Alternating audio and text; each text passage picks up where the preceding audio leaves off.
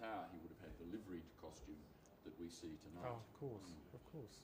So that's the history of the costume you're wearing tonight. Mm. When did you first hear about George Grossmith, do you think?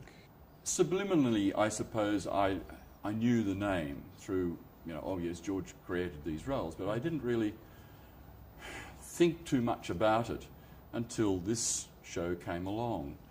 And it sort of forced me to read about the man and find a little bit more about him. Mm-hmm. And his very talented chap. Whole family was very talented. Mm-hmm. And then he, as well as being a performer in his own right, got the opportunity to create the roles for D'Oyly Carte. So this show came along, and here am I doing his job. Is it a daunting process, appearing as George Grossmith night after night? Absolutely. I was going to say something else, but absolutely it would be good.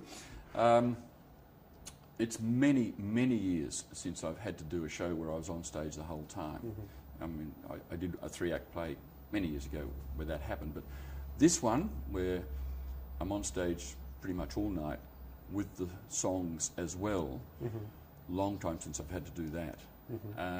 And it was very challenging for me, especially as I'm getting older. It's a bit more difficult to remember, but once you get into it and you get the rehearsals going, there's a rhythm about it, and it flows, and I quite enjoy it now. Okay. Mm. Okay. I suppose you're coming at it from a fairly unique perspective as well, because you've performed most of these roles yourself and obviously developed your own style in doing it. Is there a distinction you draw between portraying, say, John Wellington Wells as yourself and portraying it as George Grossmith? No, not really. I was conscious of a remark that Gilbert made about George Grossmith. He said that George wasn't much of an actor. Mm. And I thought, well, that's an interesting comment to make. What he really meant was that George was a very good performer and a very good actor, but the roles were all sort of a similar role, so he was really not doing anything very much different to what he would normally do as a performer. That's the way I read it anyway. I might be wrong, but there are no recordings of George anywhere, as far as I know, to prove it different. So I approach each character when I'm performing that character, and I try to make each one different. I do different makeup and all sorts of different things. With George, in this context, there's no time to do any real significant, obvious changes. So I just put on a little bit of a different voice. There's the odd moustache that I use, and just go and do it, really. Excellent. So, have you gone into any particular research to discover what George Grossmith might have been like, of this sort of performer, or did you really draw your inspiration from Melvyn Morrow's text? Excuse me. From the text initially, and then I managed to acquire a biography written by Tony Joseph when I was in England last year, and I read that, and that gave me some more insights into his character. But I've always been pretty good at analysing text, and I seem to have an ability to empathise with characters. So I'm just sitting here in this environment being George in that fictitious context, if you like, of this show, and I just say the lines as I think he would have said them, as he would have felt them at that time. So that's about all I do. Okay, so it's a real marathon effort on stage. What are the particular challenges of being on stage the whole time, meandering your way through all these different aspects of George Grossmith's life? Terror. You get to the stage where you launch into a song and you think, what am I about to sing? How did I get here? Well, I mean, a lot of performers go through that, I think. But the show really motors along. It doesn't sort of slow down too much, and you find yourself going into a number, different character at the click of a finger, really. One of the biggest challenges I had was learning French verbs because I didn't do French at school, so I can't read the menus. But one of the greatest joys of this show is doing French verbs. I really quite enjoy it. And there are a number of songs that are very enjoyable. There's a lot of Grossmith's own material in this show. Is it along similar lines, do you think, to Gilbert and Sullivan? Do you think he was greatly influenced by Gilbert and Sullivan? Or is it stylistically, as a performer, do you find it stylistically different? I would say so, but then I haven't made a study of the other musical genres that were happening at the time, so I don't know what really influenced him. Because he was an established performer before he came to D'Oyly Carte, and he was writing stuff for a couple of years before then.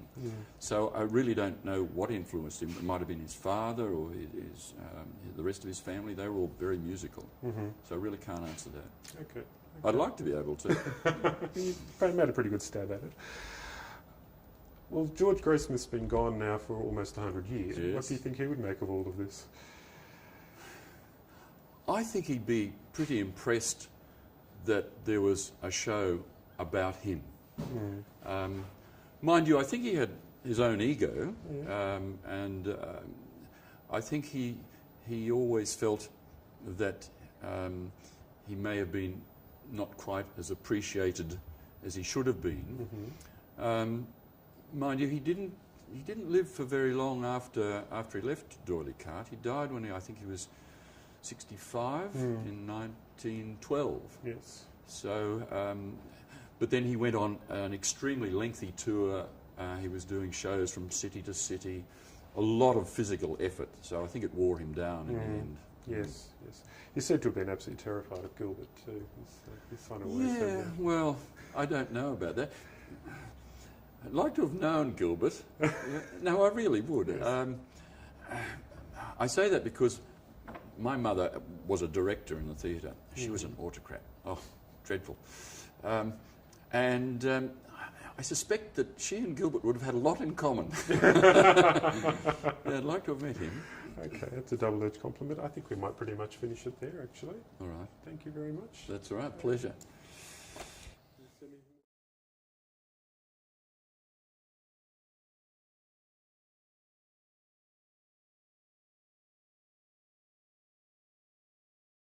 So how then did you find your way to Gilbert and Sullivan Opera Victoria?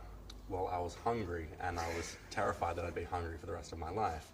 So I needed to find a way to feed myself. So I looked high and low for employment, and I came across a man named Martin Comte, who directed me to Robert Ray, who worked at the VCA and for the Gilbert and Sullivan Society. So I auditioned for, I went into Robert Ray's office and auditioned for him and played for him. He required me to improvise something to see if I could play for dance classes, and he required me to sight read. For improvising, I think that I could do it to a rough extent. That said, when I started playing for dance classes, it'd be simple things like you'd ask for a 4/4 and I'd play a 3/4 kind of thing. I don't know how I made those kind of mistakes, but I did, and somehow the man had the grace to stay with me.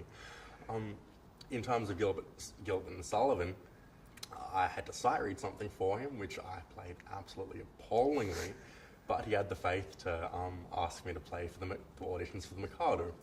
I did. I didn't think that I did too well, but I practiced really, really hard because this was the kind of thing that I really, really wanted to do. I was scared this was my future at stake.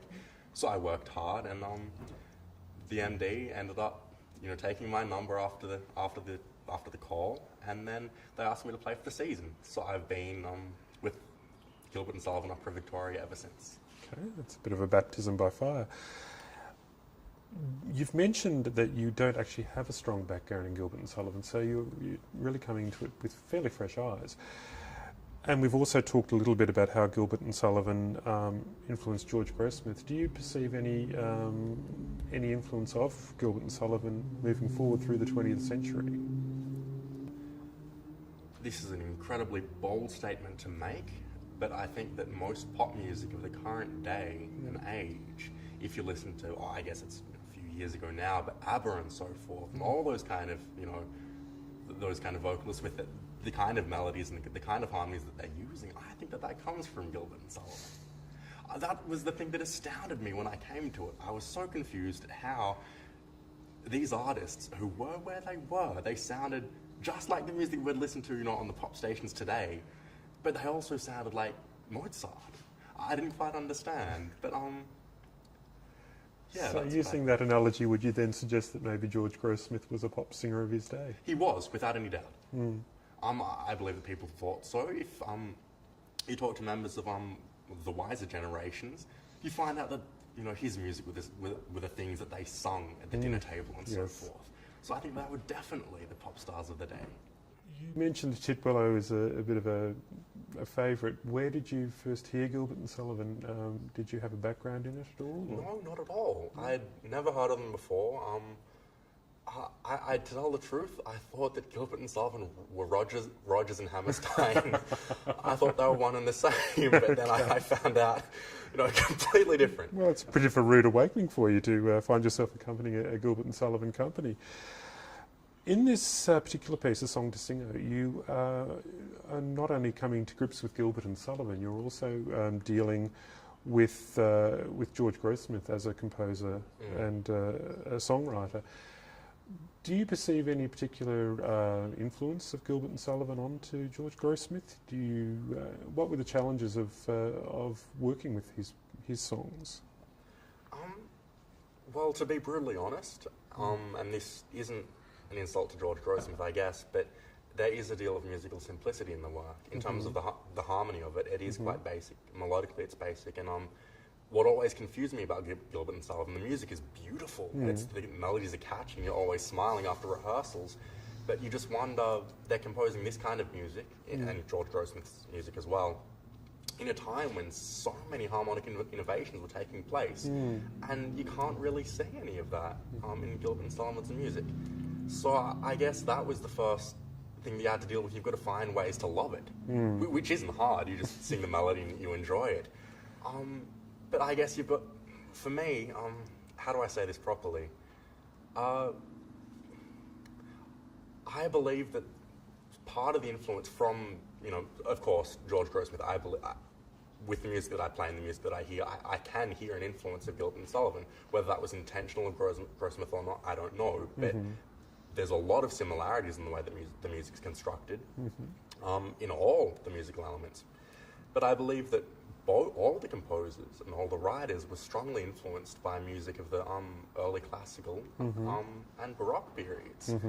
Part of the reason for this, I believe, is because, and I hope that I don't regret saying this when I find out more, is that Sullivan was on the Mendelssohn Scholarship. Now, if you look to who Mendelssohn was an architect. Sorry, no, not an architect. He was very interested in musical history.